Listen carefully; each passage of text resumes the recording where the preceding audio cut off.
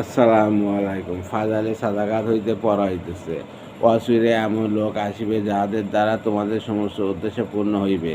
অথবা তাবেঈগণের জামানায় সে নিজের সৈন্যদলকে চতুর্দিকে ছড়াইয়া দিল। তাহারা সকলেই তখনও পেরেশান অবস্থায় ফিরে আসিল। সে জিজ্ঞাসা করিল, কি অবস্থা? তারা বলিতে লাগিল, এই সমস্ত লোকেরা তো আমাদেরকে বিরক্ত করিয়া ফেলিয়াছে। ওরা আশ্চর্য ধরনের লোক। আমাদের উদ্দেশ্য তাদের দ্বারা কিছুটা পুরা হইয়া যায়, কিন্তু যখন সন্ধ্যা হয় তখন তারা নিজেদের গুনাহ হইতে এমন তওবা করে যে আমাদের সমস্ত চেষ্টা মেহনত বরবাদ হইয়া যায়। শয়তান বলিল, ঘাবড়াইও না, অচিরে এমন লোক আসিতেছে যাহাদের দ্বারা তোমাদের চক্ষু শীতল হইবে। তারা দিন মনে করিয়া নিজেদের খাইশাতের মধ্যে এমনভাবে গ্রেফতার হইবে যে তাদের তওবার তৌফিকও হইবে না। তারা বড়দিনকে দিন মনে করিবে, সুতরাং এমনই হইল।